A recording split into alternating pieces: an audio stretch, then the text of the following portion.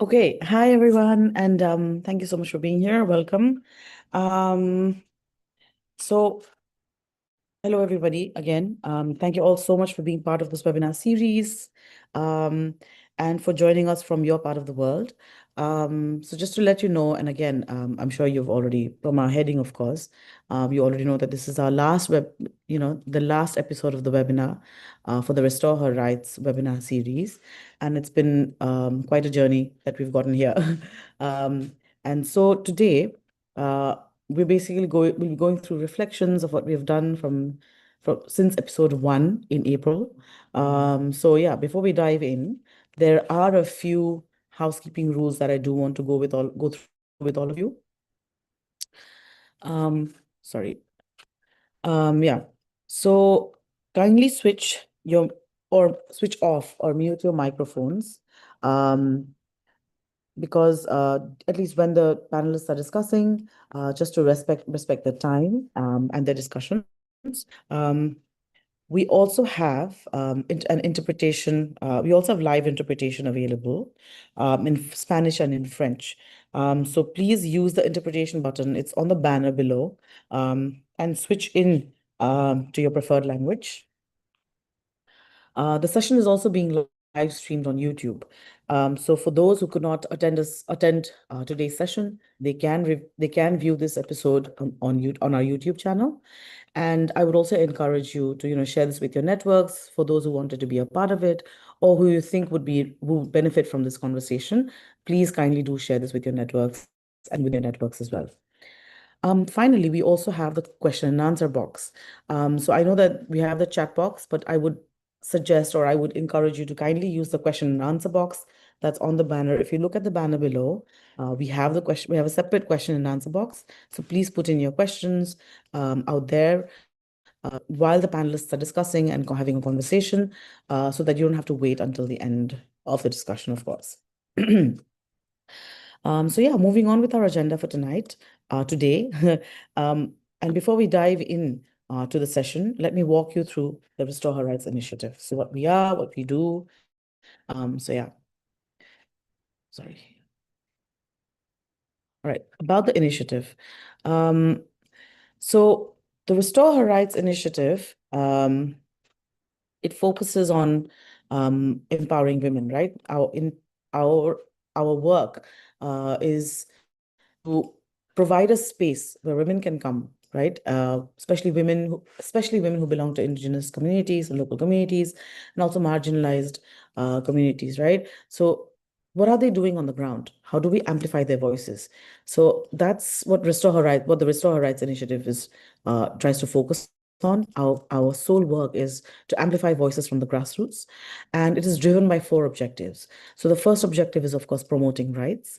So we advocate for policies and programs and, of course, initiatives that help restore women's access, right? Their access to land, their access to resources, of course, and we try to raise our voices at least so that their rights are recognized in restoration initiatives. And also, like, one of our core objectives is to celebrate all of the work that's being done, especially led by women, right? And indigenous people and local communities. So why do we want to celebrate? We celebrate by highlighting and amplifying their voices, right? Highlighting and spotlighting their work, the impact these women the women are having in driving social, cultural, and economic progress, not just globally, but also nationally, regionally, and locally. So our focus is collaborate. It's a collaborative effort. We say collaborative at least because we understand that this entire space is a space for learning and dialogue, and of course for knowledge exchange, right? Not just within the Women for Biodiversity sort of ecosystem and network, but rather uh, among activists, among women leaders, amongst grassroots organizations and NGOs, scholars, and organizations, and also not just at a local and regional level, but at a national and, of course, at a global scale. So what does this do? This helps empower them by providing tools and resources. And of course, we also have capacity building initiatives so that we can empower women and their allies so that they are able to advocate for their rights, right? And contribute to collective progress. So what are our core components? So to achieve these objectives, of course, we have these components that we focus on. So the first one is that the Restore Her Rights Initiative we are an advocacy hub, right? So we design campaigns, and we collaborate, and we have partnerships with organizations, with women-led organizations, of course, with communities. So why do we do that? Because we also want to tell their stories, right? Through latest digital and visual features, like through videos or through photo stories or through case studies. And our entire goal is to inspire others, because there's so much work being done on the ground, but we have that space really to sort of showcase all of that. So that was the questions that sort of brought together this entire idea, where we want to tell their stories. And of course, it's a community exchange platform. It's a forum for discussions. It's a place where we can learn cross-culturally, and there's also, of course, knowledge exchange. And also, yes, the most important thing is solidarity, right? So we bring together women because women need a community. We know that. This is how we advocate for our rights. So that solidarity is extremely important in our work. And finally, through this initiative, we do have a learning resource center, and through this we conduct workshops, we have webinars and trainings. We also want to publish articles, case studies that come from the ground, case studies of what kind of restoration is being conducted on the ground. And of course, we want to design toolkits, which of course are not, it's housed here, but it's available for everyone. So this is for users, for people who want to use these tools. It's available on our Women for Biodiversity website. And of course, we also have podcasts. So who are our speakers today? So I know that we have Gloria and Mrinalini with us today.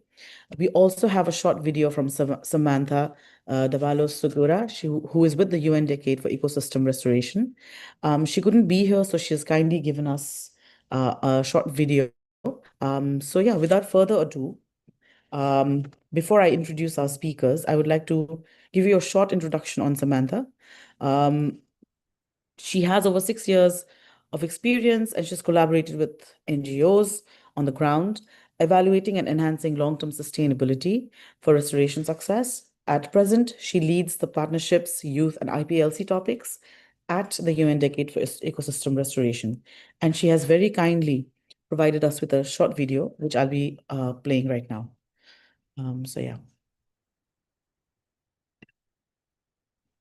Hello, everyone. Good afternoon. Thank you so much for inviting me to this class. Before I begin, can everyone hear it? Yeah, Rubina, we can hear it, but the video is not showing. It's still your panel. Okay, give me a slide. minute. Sorry about that. Hold on.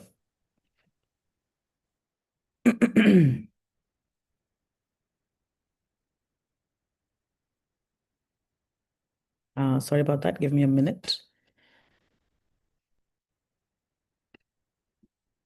Can you see it now? Yes, perfect. All right, perfect.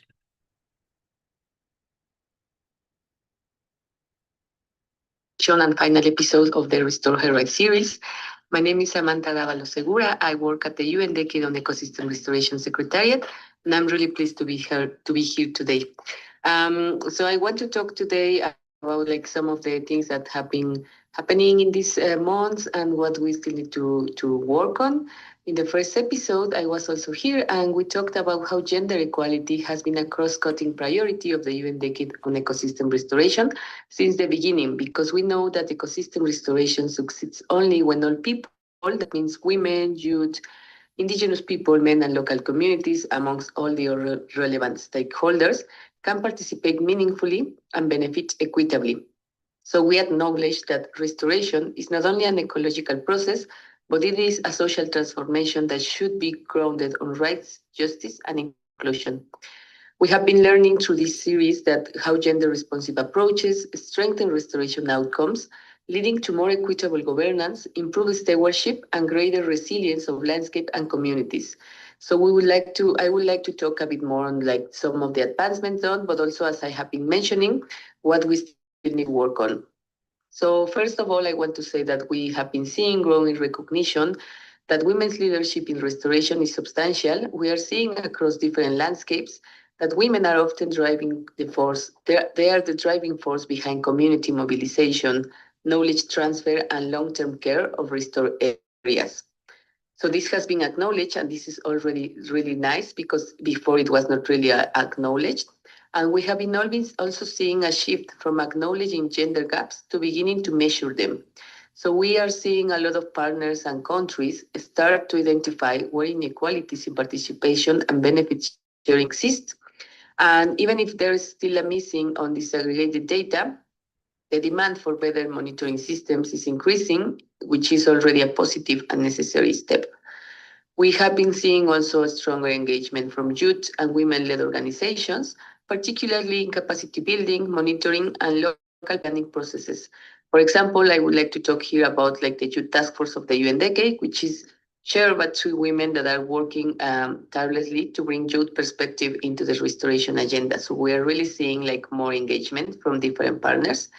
And also at the global level, we have been seeing at the different COPs, UNCBD, UNCCD, and UNFCCC, that partners and parties are starting to reiterate, or they have reiterated commitments under their action plans, and they have also put more emphasis on women and gender integration on their plans. So this is already a really good news. These global commitments provide a stronger mandate for action, but we need to think that we are also, there are also gaps that we need to work on. So I would like to also talk a bit of these gaps and what we still need to work on collectively. So I invite you all to take a note of this and try to improve on these aspects. So for example, one of the first things is that women and youth remain underrepresented in formal decision-making spaces. Even though, as I said previously, they frequently lead implementation on the ground.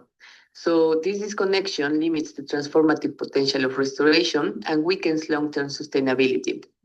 So we need to really strengthen institutional capacities for gender-responsive restoration through practical guidance, training programs, and peer-to-peer learning opportunities for government, civil society, and implementing partners. That is why these type of webinars are really important. We also need to continue supporting and requesting countries to embed gender equality into national restoration plans, MBSAPs, land use policies, and monitoring frameworks that are fully aligned with global commitments. We need to still work on women's and promote women's leadership and economic empowerment across restoration value chains. And as I was saying before, we also need to improve data systems. We need to ensure that gender is integrated into restoration monitoring and reporting, because only with better data, we will be able to identify barriers, to close gaps, and to design better interventions that work more efficiently. So just to finalize, to not take a lot of time, I want to finalize saying that we need to continue amplifying the voices of women and youth-led organizations, ensuring that they shape the priorities and not only participate in the activities as implementers. So again, this is why this type of webinars is really important, and I'm really happy that this type of initiatives are taken by Women for Biodiversity. And just to finalize now, as we are now reaching the half point of the 𝗀𝗍𝗃, I encourage all of you to become part of this generation restoration movement and to continue working for integrating gender equality through all your processes and to bring it more into the restoration agenda. Thank you so much. I'm really glad to be here. Thank you.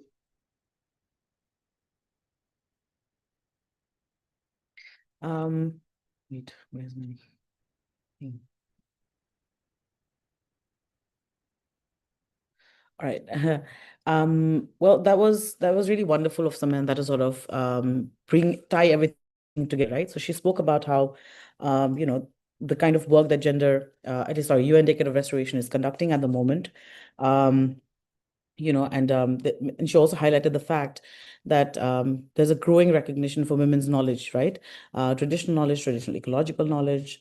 They have unique perspectives when it comes to restoration, and that's absolutely important. So, and she also sort of highlighted how it's not just about acknowledgement, but it's also about how do we measure what's been done so far, right? So that what are the indicators for that? So that's also becoming an up and coming sort of topic. It's become very important to actually, it's a good way to hold, parties accountable. There's a demand for monitoring systems for that reason. And also she highlighted, at the global level, a lot is going on, right? And she also sort of tied into what do we need to work for now, which is that women and youth are underrepresented, their voices are still unheard. And also said that we also need to embed gender equality in projects, in programs, and of course in national biodiversity strategies and targets. And she also highlighted the focus, sort of spotlighted data and why it's very important. So yeah, that was really wonderful. And I hope people got that. Like, it's really, really fascinating, a sort of broader perspective of where it's coming from. So yeah, Sumina, do we have Gloria with us? Yeah, Gloria is with you. Oh, wonderful. Hi, Gloria. Hi. Hi. Hi. So yeah, just we just had a wonderful opportunity to hear from Samantha, and of course, I was going through, your webinar from the second session, right? And Yeah. and I was just looking at what you've done, and yeah. So before I actually sort of start going into it, I would like to introduce you. So Gloria Adiga I hope I'm pronouncing it right, is a research scientist at the Council for Scientific and Industrial Research's Forestry Research Institute of Ghana. She's a systems scientist. So it'll be nice to hear from like an academic as well, with over a decade of experience at the intersections of agroforestry, restoration, and rural livelihoods. Her work focuses on enhancing food security and reducing climate vulnerability among smallholder farmers in northern Ghana. So the floor is yours, Gloria. I would like to hear from you, sort of from Samantha's sort of broad perspective, right, of what's happening at the global space and what needs to be the focus going into the future. It would be nice to hear from you in terms of, Yeah. of course, the work that you're doing, and of course, you sort of highlighted that in your first in your session as well, right? In northern Yeah. Ghana, what's happening in the drylands, in northern Ghana, sorry, where land degradation is threatening smallholder livelihoods, and and women, they're and women do not have those kind of rights, especially land rights. They're marginalized due to limited land rights. And like you said, and we're talking about a global sort of policy, but there's a disconnect between what happens from through government sort of top-down projects, right, and what the local priorities Yeah. are. It would be nice to hear you sort of, to see or hear from you on, have you seen any changes, since your last session with the webinar, and what do we need to now? What do we need to prioritize in the coming sort of heading into 2026? Yeah. Yeah. Thank you very much, Rubina. And I guess Samantha's presentation was a good introduction for what I was thinking to talk about. And she has highlighted specifically that in as much as we are making some progress, there are still some significant gaps that we should be focusing on. And that's exactly what scientists like me on the ground are trying to show. We speak about the gaps a lot, but what is the evidence of that? And as scientists and also for decision makers, it's more powerful to have the evidence to show that this is the gap when we talk about women's input in decision making. What does that look like? And on a landscape like this, it means that women don't have access to the tree resources that they are very much dependent on for their livelihoods. We are evidencing that women are the ones that are holding the household together in the food gap months with resources that they don't have access to. So they are basically scavenging through the landscape to make sure that these households have both diet diversity and food security in the months where we don't have enough to feed the households. Yet when we implement restoration and blindly so by not really understanding these contextual gender dynamics, not taking that into consideration and just implement restoration through the existing structures, we are actually making gender inequality worse, and also equity of restoration outcomes then become impossible to achieve. But these are the goals that we all aspire to. So we are unpacking this to show that, yes, even restoration interventions can do better and demonstrate some commitments towards gender transformation by understanding these contextual differences, and also understanding that there are several nuances on the landscape. So what applies in one context does not necessarily apply in a different context. So my work is basically focused on unpacking these dynamics and also bringing all the different actors to the table for the discussions. So identifying the gender inequalities in one it's one aspect of it, but then also showing the evidence and also together deciding how do we move forward from where we are, where women don't have access to land uses that are contributing to the household livelihood, which is also a factor of how resilient the households can be in a landscape like this. So if we can show that women's livelihoods are contributing directly to the household resilience, but this is the challenges that they are faced with, then men, women, youth, the landowners, chiefs, policymakers can decide, how do we move forward from this? So what I'm involved with in now is, yes, we are generating the evidence, but how do we scale this up to policy? How do we also scale this out to the different development partners, the different decision makers? How are we bringing them together onto this discussion so that the aspiration for restoration and captures everyone's perspective, it's very difficult and it's often very complex, and it's the reason why most restoration interventions, which are specifically sometimes very short, have these very short lifespans, they avoid it. And it's also quite expensive because it's not a discussion that can happen overnight. You need several engagements. You need to understand who to address, who to involve in these discussions, when to involve them, at what level to involve. It's a very complex and not often straightforward road. And it's the reason why many restoration projects avoid them. But it's inevitable if we aspire to gender equality and also to equity of restoration outcomes, and we must endeavor to bring these discussions to the forefront and encourage restoration projects to take these discussions up. Thank you. I'm here if anyone has any additional comments or questions. Yeah. Gloria, thank you so much. That was really great. Like, this is my as I'm working in the restoration sector, right? And because of course I've also worked as a gender person for quite a while. This is what I also like to see is evidences, right? And the fact that everybody works in silos is very apparent.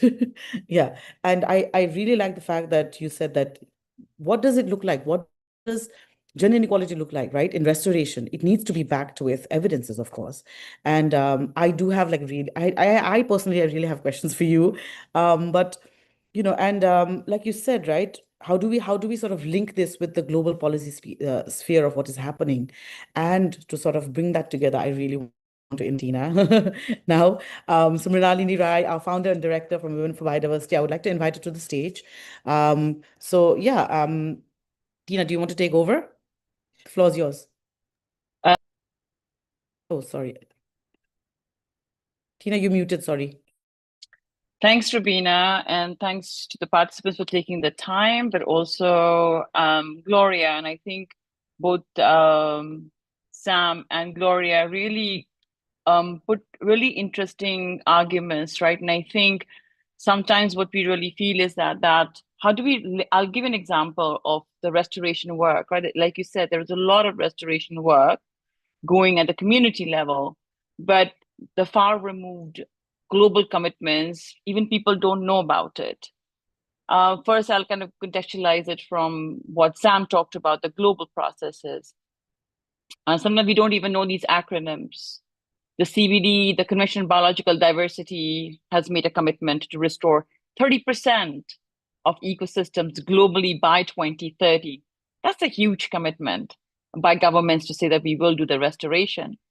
You also have the climate change and under the commitment to also see how restoration is going to be taking place under the Bond Challenge. Then you also have the other Rio Convention, which is a UNCCD, which is a UN Convention on Land Degradation, which have also made commitments. And these commitments are really very large. They are over billions, if I'm not sure, millions of hectares, right? There have been commitments of 10 million hectares of land restoration, just only under the G20 Landscape Restoration Initiative under the UNCCD. But when you're looking at the communities, they are contributing to this, but we really need to also make sure that how are these small, right? I bet Gloria, you can also correct me, right? I mean, they are not really large tracts of land. We are also communities where, you know, talk about fisher communities, coastal communities. We are also many smaller groups, areas, right? Now, I'll give an example from our own restoration when we documented, they were a couple of 100 hectares. So what we've been really trying to do that is documentation is really very important, but also understanding that we're talking about the purpose of all this, right, was not only ensuring that we build the capacities of women, but I think what we also really need to do is we also need to build the capacities of governments, because they are the ones who are committing to the global commitments, saying that, okay, we are going to be doing that. So we also really need to make sure that the governments are aware. We need to get the governments on board now. Because again, where Gloria shared and also Sam shared, crucial events, and I'll keep saying that I'm just building up on nothing new, is I'm talking about that one of the key elements that we really need to be looking at, that you cannot look at women's contribution voluntary, right? Restoration usually happens either in backyards and community forestry, and it becomes part of a woman's role, right, as caregivers. But they also need to be looked into the economic value. How are they really contributing it? But they really don't get there, right? They're always at the back. And it's really like Gloria talked about. It's also about the economic incentives. I wouldn't call it economic incentives. I would call it livelihoods. I think communities are doing livelihood restoration not only for the outcome of we're going to have a positive conservation outlook. I think that's the language that we talk about, technical people, we talk about in very big words. But I think restoration also happens is because their livelihood depends on it, right? It's not about, I'm going to make money out of this forest, or I'm going to make money out of a healthy wetland or a mangrove. It's always linked up with, no, we are doing this because it provides us food, right? It provides us security, and it also provides us our space to survive, right? So livelihood, I won't call it economic, but the livelihood is so integrally linked to restoration work. But I don't think it is as much reflected in the global landscape, right? Because it's all about restoration. Sometimes it's all about trees, right? We're talking about tree plantation. We're talking about very large tracts of land. And for women, it's much more challenging because it's not only that we don't have land rights. Some countries do have land rights for women. I think the issue arises that we do not, it's also, the enabling conditions, right? Having land rights is not only enough. Do you have support of finance? We always don't talk about finance aspect of that, right? How do women are supported to make sure that they are engaged in restoration with the land that they have?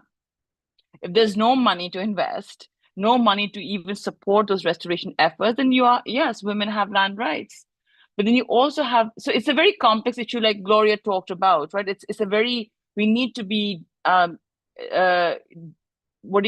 at a very intersectional manner of also saying that there are also systemic barriers. It's not only about that.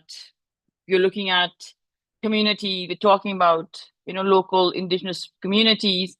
And sometimes should also be honest, there's sometimes the customary laws and practices sometimes in countries you may have a very good law, state law, but then when you combine it with customary practices, then that again is not beneficial for the women themselves. And also in the last, I will have the conversation, this is just to kind of bring the platform together, right?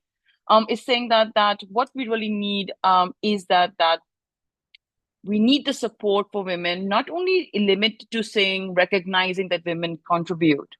The investment needs to go there. So this is what we've been talking about, is that the commitment that the countries are making to support restoration work for millions of hectares, without much of that money also being going to support communities, women in their work, we will again still see this huge big gap.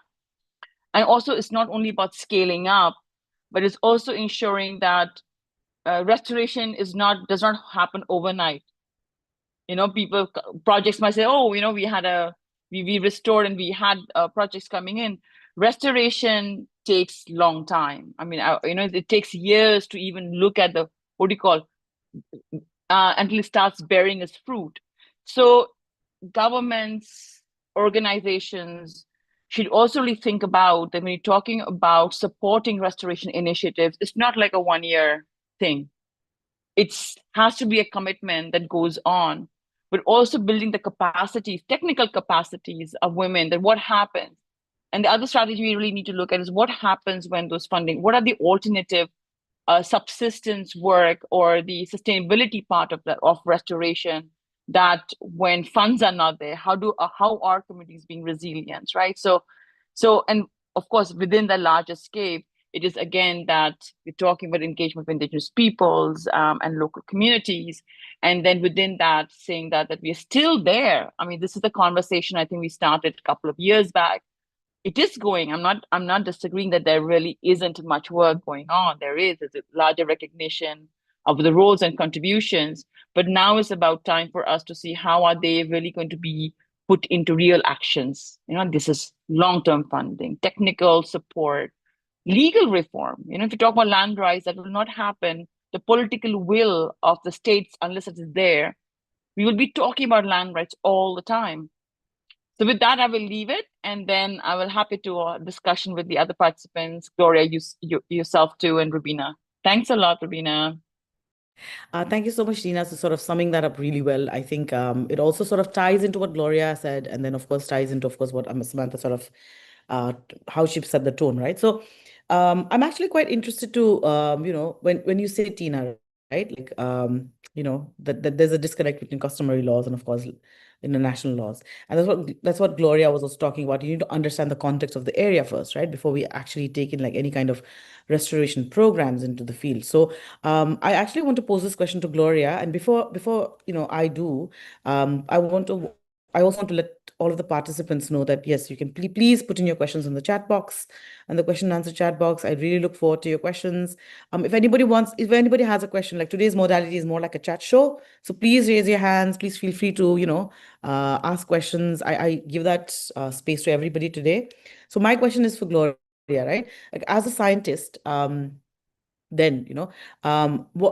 when we say the kind of disconnect there is between customary laws, and of course when there's a top-down approach to, like, restoration work that's happening in your work that you see, how would you suggest then, what needs to be done? That's the first one.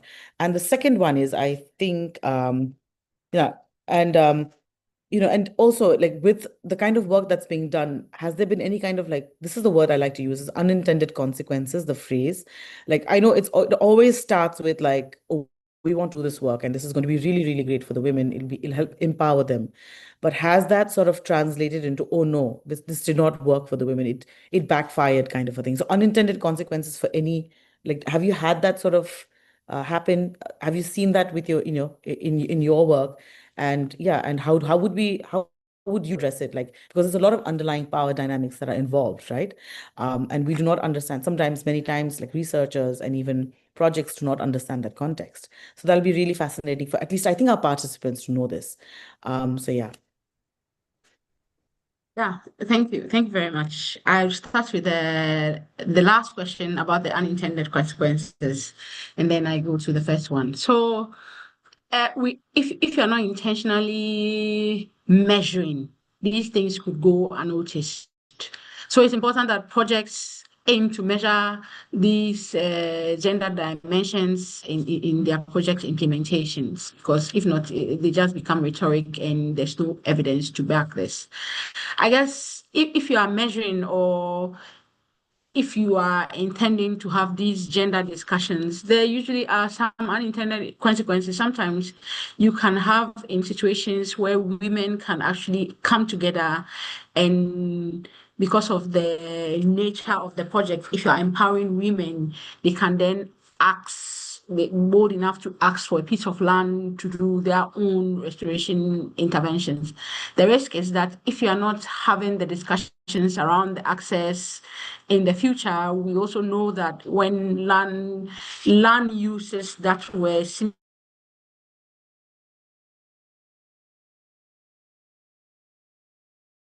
abandoned, immediately they become being pushed out of this. So you can have these patches of empowerment where women feel like they can ask for land, they could restore their land uses, they could come together to do something. But if we don't have the whole spectrum of the discussion, there is still the risk that women could be pushed out of lands that they have invested. We already know that, or there's evidence to show that when it comes to restoration labor, women are contributing to that. They bear the burden of that in addition to what they already have to do. But so that could also be considered as an unintended consequence if you're not discussing these gender dynamics to really understand what does restoration then means for women's labor. They tend to be overburdened, carry seedlings, have to water, and in cultures where women are the ones that do the domestic work, all the labor then lies with the women. So that could also be considered one dimension of the unintended consequences. So with that question, I would say that it's important to be intentional about these gender dimensions, and then that also then encourages you to think about what approaches would then be used to ameliorate some of these, and especially for the negative ones, how you ameliorate that.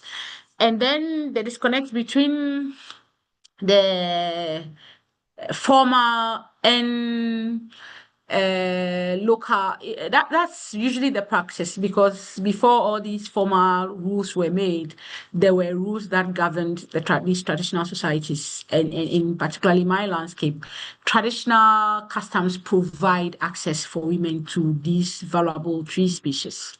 But in an evolving economy where for instance, the value of share nuts have gone very high up, and it's a very source of a vital income for the nation. Men have just simply had to assert their role, their control over the land, and extend that to the trees. So women no longer have access to these tree resources that traditionally was prescribed for women. So the men say that, okay, when you collect the share nuts from this land, it's now mine. These share nuts are now mine. So what does that mean? Mean that women have to leave that land use and roam, scavenge the land in search for the other land uses where men do not have such a great control over. But the law, it's funny how the law operates. I always say that in Ghana, for instance, I said men and women are equal in the sights of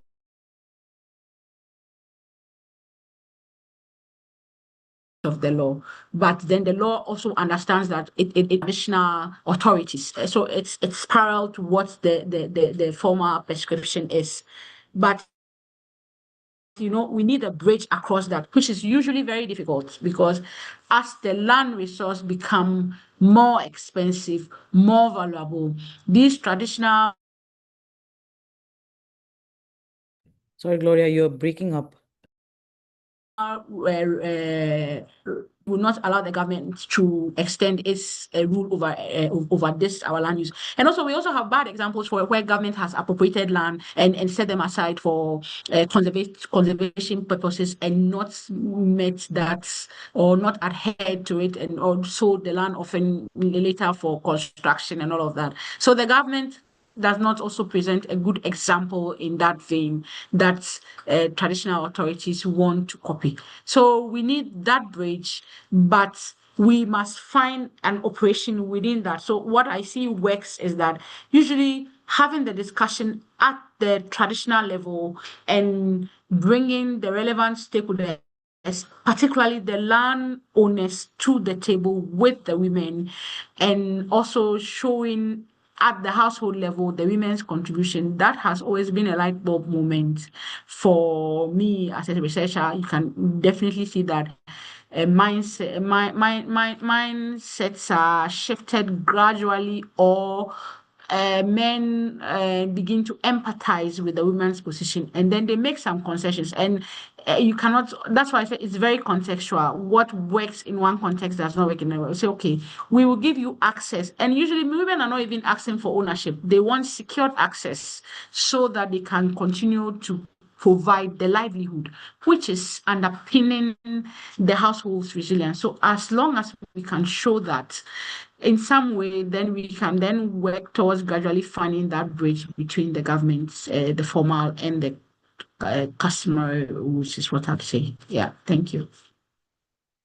Yeah, thank you so much, Gloria. I think it's that, I completely agree with you, right? It's very contextual. Things that work in one place it cannot, it cannot, sometimes it can be replicated, sometimes it cannot. There's no blanket approach to this. And yeah, it's just sort of, I really like the fact that when, what you said about, intentionally measuring what's been going on, and that's, I think, that's really, really important. Of how do you measure this, right? How have we sort of enhanced livelihoods of women? And I don't like to use the word empowerment, because empowerment is a very long-term sort of outcome, I feel. But Gina, do you want to add something to this? I feel like because we were talking about this a few, days ago, I think even today. And do you want to like sort of add to this? Like, what does intentionally measuring mean, in terms of measuring like gender equality outcomes within programs or projects, and especially within restoration? Yeah. I think, okay, thanks, Rubina, and thanks, Gloria. I think we also have limited time, just to let you know that there are some questions I see. So maybe it's also good to kind of give them to talk, in case any has a question. But just quickly, on a quick note on that one, I think what we really need to be doing is, one that Gloria talked about, is building that bridge, right? Because exactly, I do agree with her that unless and until we can also mobilize the support of the communities to change that perspective of inclusion, no matter whatever we may be working, it doesn't really work. And we also sometimes forget that at the local level, there are also different governance bodies. It could be a district level, it could be, they're much more power move than the national level. Is also building their capacities and also getting them into a discussion. Because sometimes, exactly, like, a ministry person will make a commitment at an international level. But sometimes I've also seen that you don't need to go that far, is to see how we could also bring those, when you talk about governance model, even at that level, right? Like bringing them together. I'm sitting together with them and sharing with them the stress that it's important to build not only the capacity of women, saying that those are the target, but also understanding that there are different power dynamics at different level. And as if you're going as an organization, you're going as an agency, it's also really important to not see your engagement only with the ministry, right? Because usually a lot of these big money and investments are signed, MOUs are signed with so-called the central people, right? The governments at the central level. But sometimes they themselves are kind of disconnected with the local governance. So I think that is, so the process is still going on, but I think that also really needs to do that is like decipher every level of that exchange, right? Building that bridge, like you said, I think, Gloria, is a long process from community household to the community to the local governance to the governing body, the state, or going up like that one. The other thing that I also wanted to kind of quickly really share about is that we really need to, I would really like to see and really explore, and that is the reason why we have this restoration sites. We brought experts together. Is what do we do? Like, are we missing something? What is something that we can build a bridge? Like, I think also from the participants and from everybody is, what is that lever that needs to go beyond? Not, like I said, the discussion on gender equality is not something new, right? Talking about women's rights is not a new concept. So what is it? Like, we need to find that lever to bring everybody on board. And I think we are still figuring that out. And one of them has been on documentation and capacity building. But what is it that even the governments need? And we also really need to understand from the perspective of the governments is what is needed for them to also support communities or women's rights to restoration, right? We need to ask them, okay, fine, this is a problem and this is what we are asking for. Because you see, we also ask them, we always have recommendations for governments. We always have, so maybe we also need to get into discussion and sitting with them and say that, okay, fine, this is something on restoration. You have made a commitment, but what is something that you would really need for you to consider putting the gender element?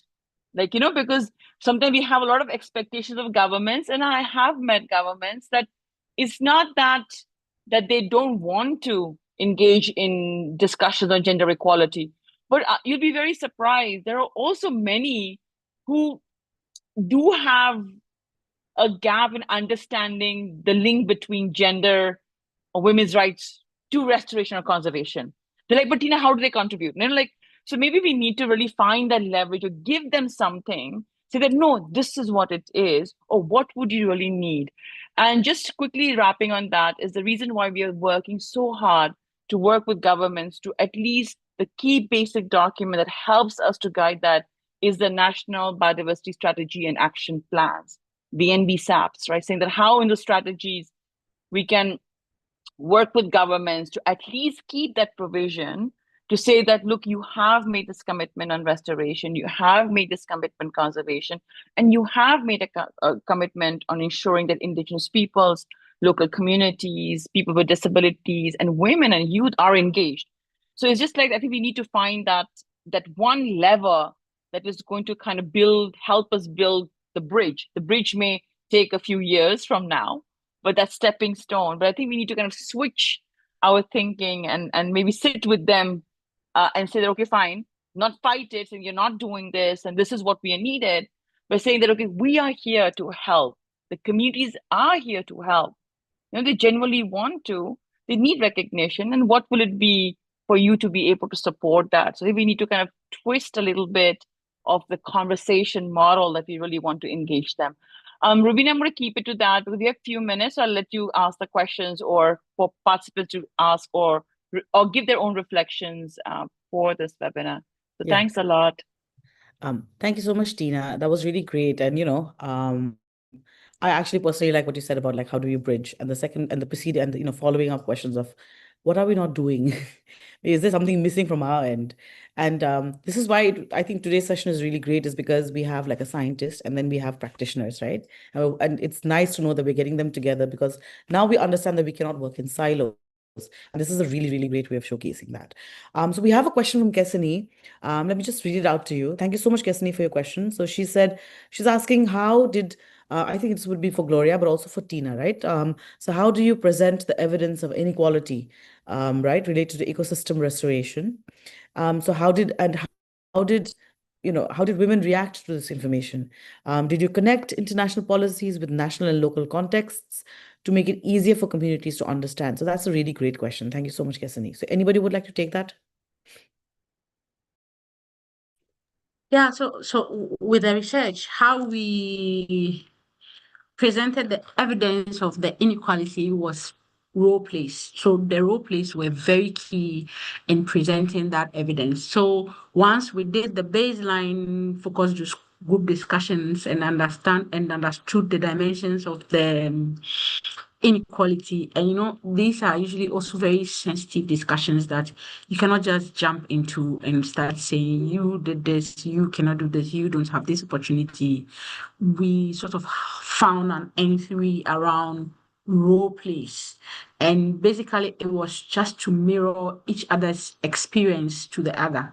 So saying how you feel without necessarily you saying it, but then another person role playing. And they were quite very, very powerful, And we had circumstances where the men refused to even, in the make believe, the men refused to play the role of the women. So that was powerful in communicating. The women's position was really precarious, better word, that even just to out, the guys were not interested. They disappeared from these discussions. And that became the entry we used then to have the discussions around the inequalities. And it made the men more sympathetic.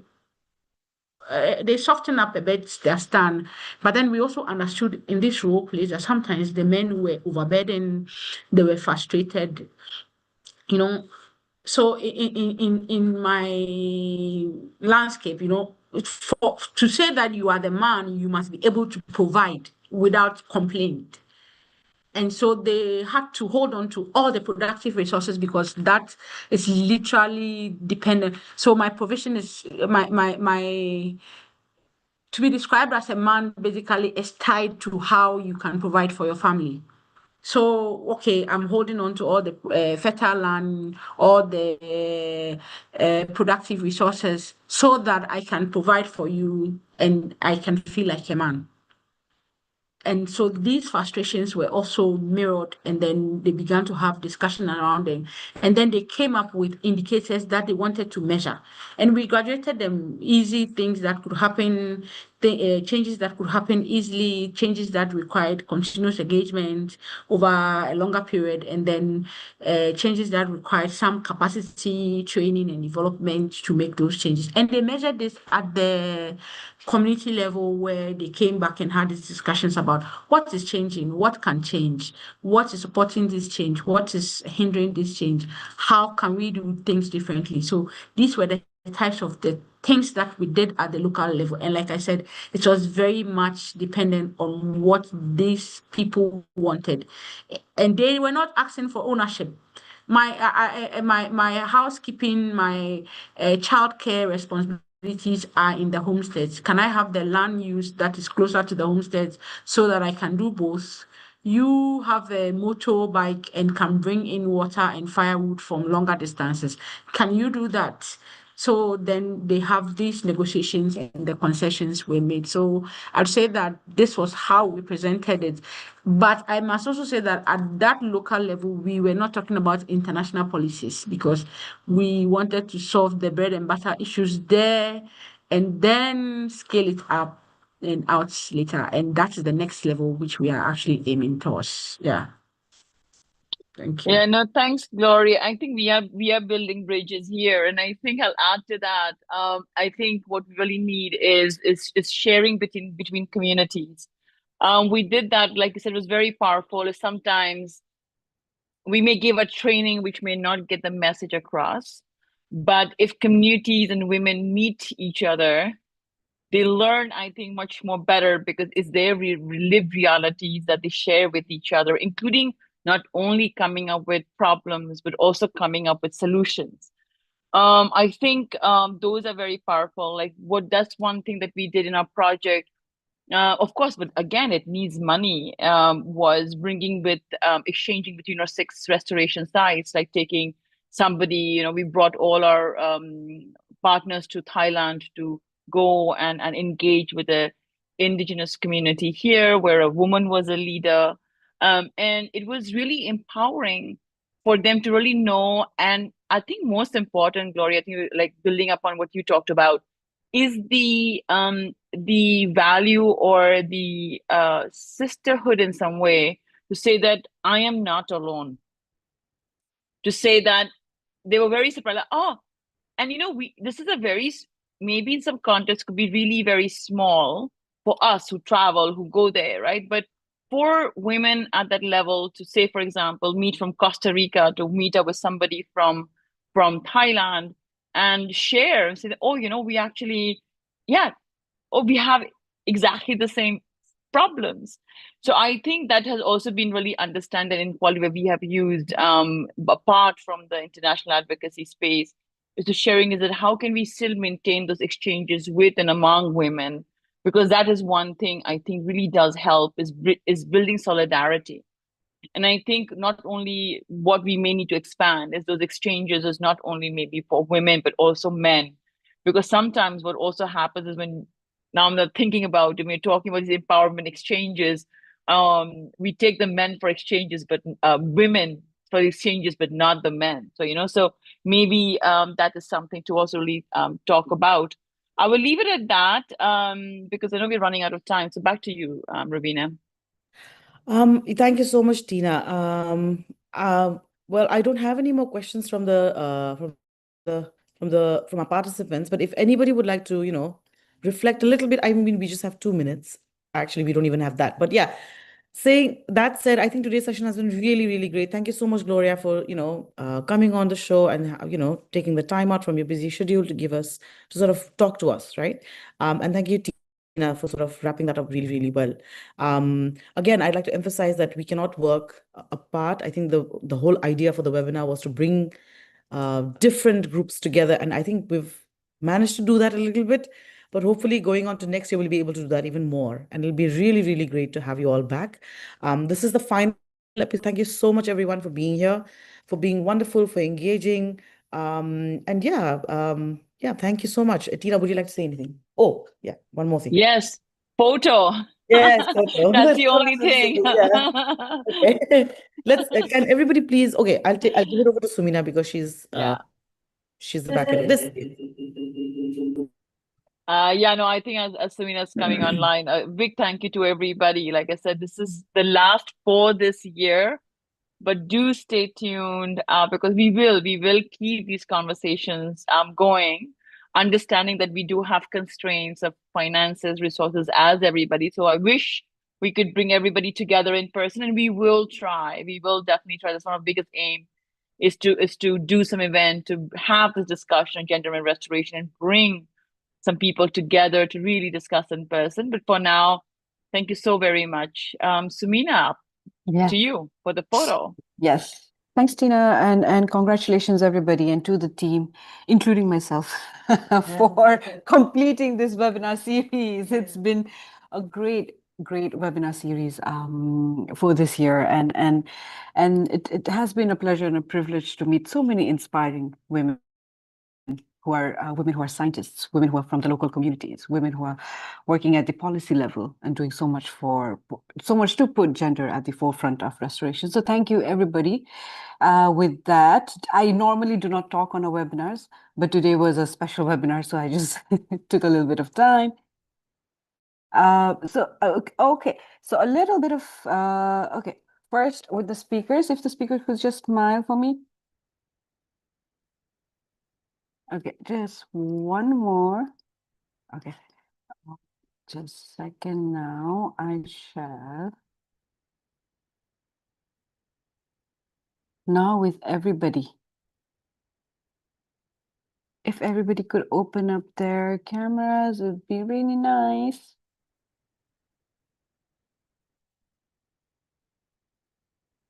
Okay, just one more. Also, a huge shout out to our interpretation team, our French and Spanish interpretation team, for being there for us for each webinar and for being very patient with us, even with the changing of dates and everything. So thank you so much for the interpretation team for always having our back as well.